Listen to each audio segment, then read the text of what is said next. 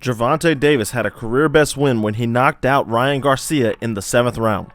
While Davis is often seen as a power puncher who fights off the back foot, his fight IQ is better than most in boxing. The fight with Garcia showed to Gervonta Davis that systematically broke down and took advantage of Ryan Garcia. Today we are looking at the Garcia fight and looking at what led to the finish in 5 separate spots. Let's begin. One of the biggest dynamics in the bout between Gervonta Davis and Ryan Garcia is the mechanics of the Southpaw versus orthodox matchup. This is something we talked about in the previous video with Ryan Garcia.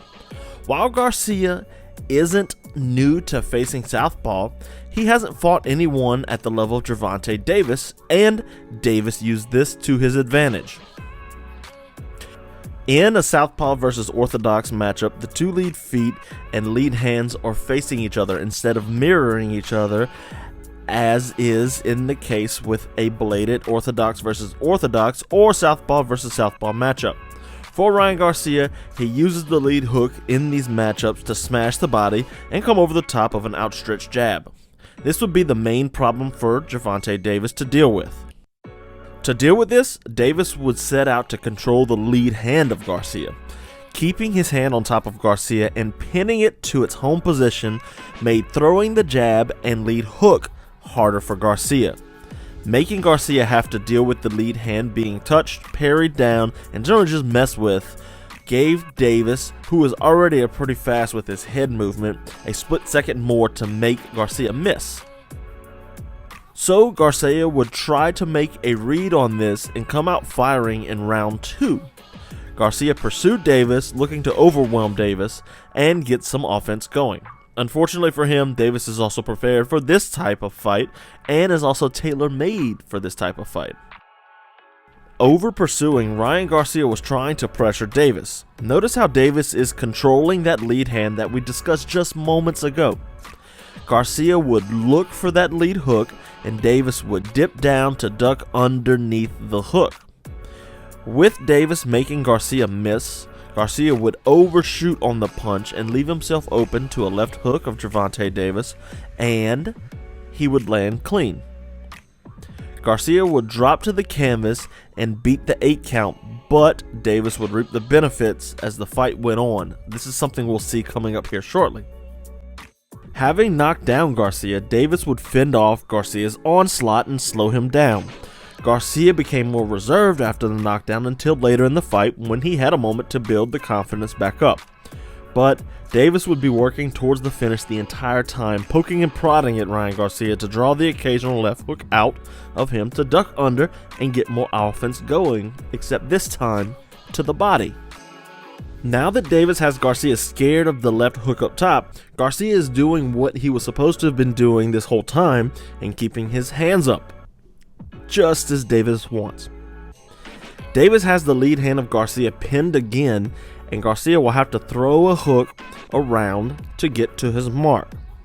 When Garcia throws the lead hook, Davis will dip down underneath the hook of Garcia. Garcia criminally overshoots again on the hook and is very overextended. Notice here how Garcia has realized he overshot the hook and has now turned his body completely away from Davis. After throwing the left to the body of a doubled over Garcia, Davis throws another right to the body. The body language here really stands out to me because Ryan Garcia is quite literally cowering away from Gervonta Davis. This is absolutely an after effect of the first knockdown in the 2nd round. And Davis would go to this well very often, so much so that Ryan Garcia started making good reads and landing his right hand on Davis, buzzing him for a moment at one point. But Davis just kept pounding and going to the body. He kept banging away, and eventually it would pay off, as we all know. Once again, Ryan Garcia would start to push the pace. This time, Gervonta Davis would dip under the hook and smash the right side of Garcia's body, exactly where the liver is. We talked about this once again in the Ryan Garcia video when we analyzed the Luke Campbell fight. The punch to his right side puts him down, and this time Garcia is unable to beat the 8 count. Despite what many think, Gervonta Davis has very high fight IQ. He may not seem like it on the outside, but he is an incredibly smart boxer. His time with Floyd Mayweather has truly paid off. He deserves to be mentioned among the elite of boxing's lightweight division.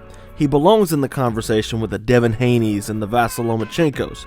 Now, it's just time to get him those fights.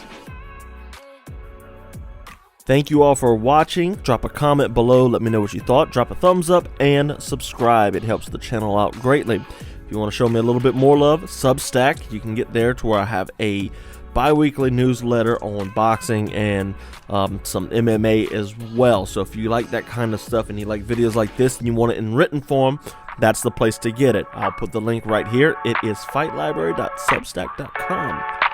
Alright guys, I'm out for this one. I hope you all enjoyed it. I'll catch you all on the next time. Later.